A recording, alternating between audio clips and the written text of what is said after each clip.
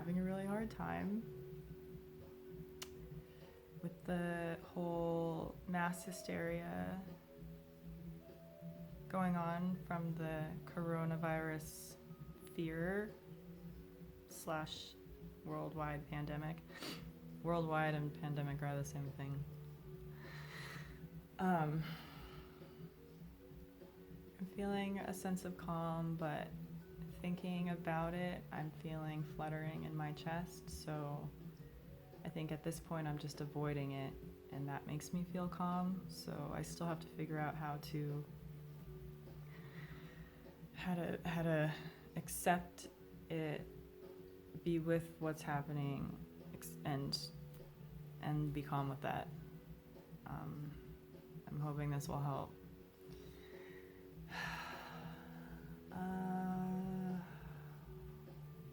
My birthday was on Monday, and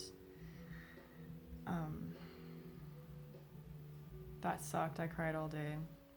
I really like birthdays. My mom used to make a big deal out of them. She would decorate the whole house and wake us up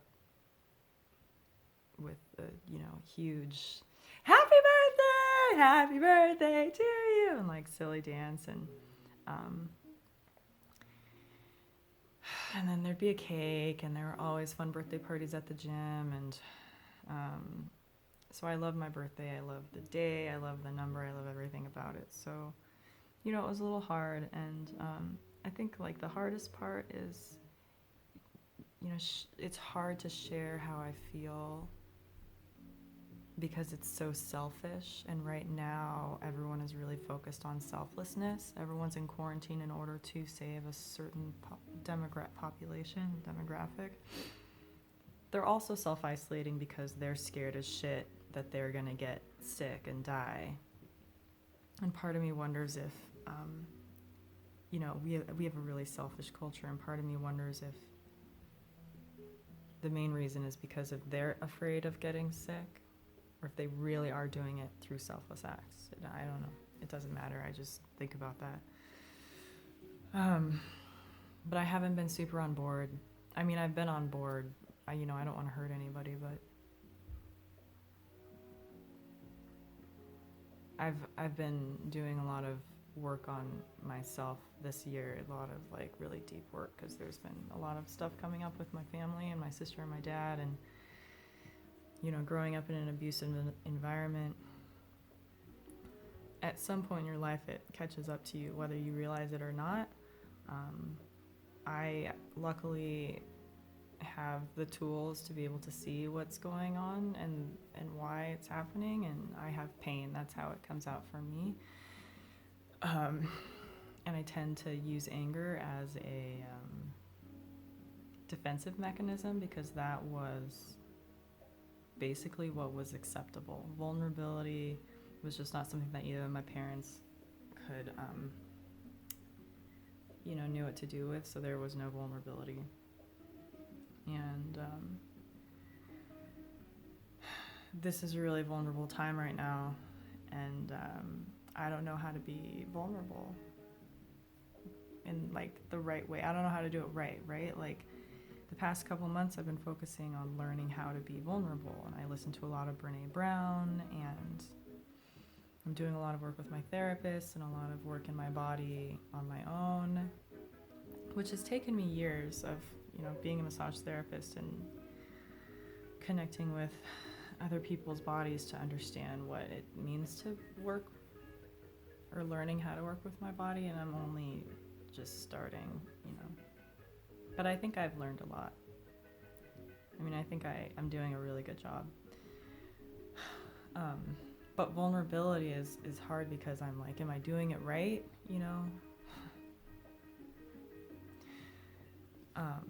So this is a really vulnerable time.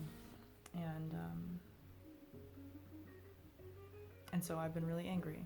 Last Thursday, I went into the store to get broccoli, and it was insane, and that's when it hit me, and that's when I just started crying, and I've been crying a lot. I've been crying, and I've been angry, and I've been blowing up, and I've been wanting connection, and then getting mad when people, I want to do it virtually or just, do this. There's a lot of this, a lot of people backing away. I might as well have the virus. I feel like I have the virus because of how people are behaving around me. And I think the term social distancing is a part of that. If it was physical distancing, I think psychologically people would still, want to connect with you. You can stand 6 feet away from somebody and have physical presence with them, but people don't even want to do that. I'm an introvert. I isolate myself all the time. I spend most of my time alone, but this is different. Everything's closed. I go to the grocery store every day so I can be around people. I'm still doing it. I'm careful. But I thrive on connection, I spend a lot of time alone, but I also need to feel connected. Anyway, so I guess I got all the anger out. I got all the crazy bursts out, and now I'm really okay, let's get to work now. How do I use this as an opportunity? So I have all these little notes and for myself as reminders. And I started cleaning today, which is a good sign. Anytime I start really cleaning, I know that I'm on the upward. I'm getting back to work. So and I noticed my little it's backwards. It's the 5 agreements. I have it written down on my desk. I guess there were 4, but now there's an extra. I don't know. I like it. Be impeccable with your word, which means speaking with integrity and saying only what you mean. I haven't been doing that. I have not been doing that. I've been saying a lot of things that turn people off, that scare people. I've been, saying I don't care and people die and we should just let them die. And where I do believe that Western medicine forces people to stay alive longer than they should, and its quality of life is what's most important. That's the words that I'm saying are not what I mean. And that's hard for me because then I just feel shame. And I see the way people look at me in response to what I've said, and I can't take it back. And so then I'm just that person, and I'm completely isolated because no one else in the world feels that way. Don't take anything personally. Oh my gosh, I'm taking it all personally. There's this worldwide thing going on, and I'm just, I'm feeling personally attacked by everything everyone says. And there's a lot of people that are quarantining themselves, and they're just mad at people for not doing that. But if I don't take it personally, then I can recognize the fact that none of us have control in our lives right now. And luckily, I practice Buddhism, and I have an understanding that we do not have control. And it's an illusion to think that we do. Most people just don't agree with that because it's not a concept that you can really understand if you just think about it in your head. And so I think that's really hard for a lot of us right now, is we do not have control over our lives. And so we're looking for ways to have control. And that's by telling other people, this is what I'm doing, you should be doing it too, you should all be doing it, blah, blah, blah. Trying to control others isn't going to make it better.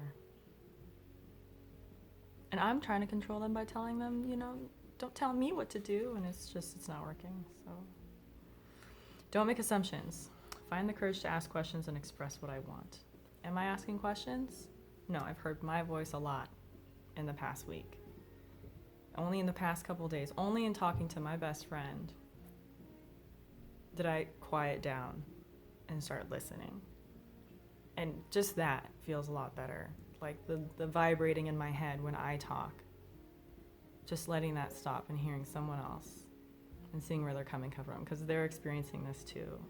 And even if I don't agree, or even if I just don't want to hear it because it's going to hurt to hear it because I know what they're going to say and it's going to hurt, and it does hurt, it's still being a friend means letting them be there too, right? What's the point in calling me if I'm not going to let them talk? Like, they have feelings, they have opinions about what's going on.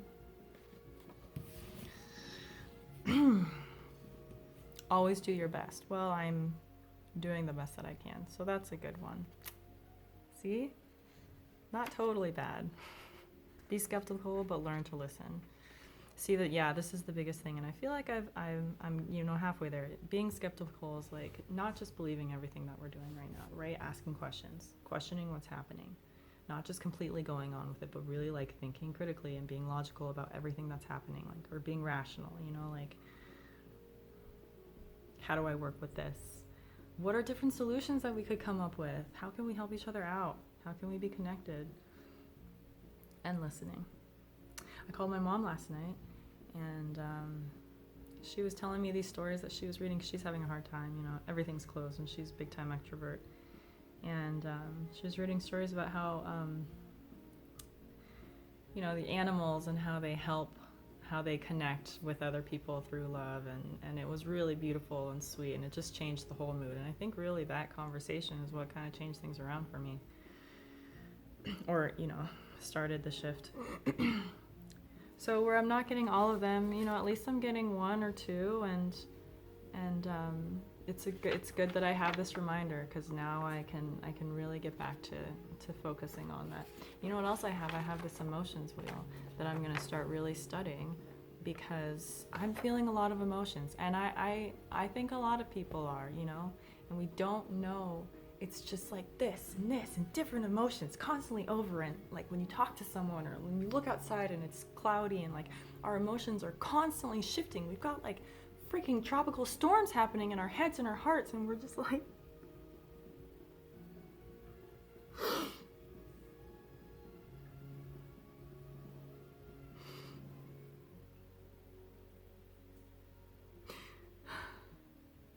it's a lot.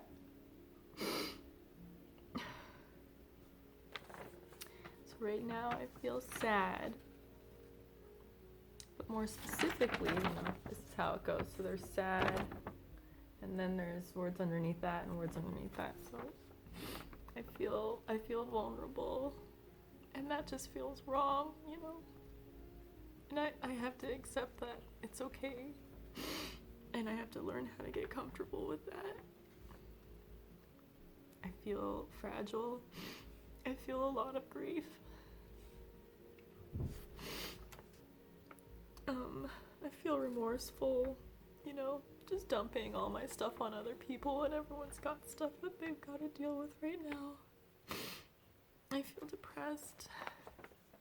I do have, I do feel hopeful, and this morning I woke up feeling a bit inspired. I am feeling sensitive, and that can be a good thing. That's something that I can work with.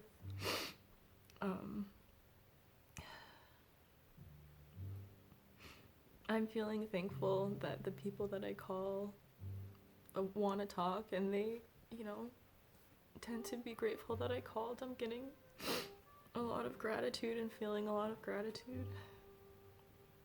And I do feel scared and anxious and helpless and overwhelmed. There's a lot, right? There's so many. What do we do with it? I haven't been able to do anything because it's just been too much. But this is gonna go on for a while, so I think we'll get used to it, and we'll figure out how to get through it. And rather than looking at the end, looking at right now and focusing on how to get through this moment and the next moment, and just doing that.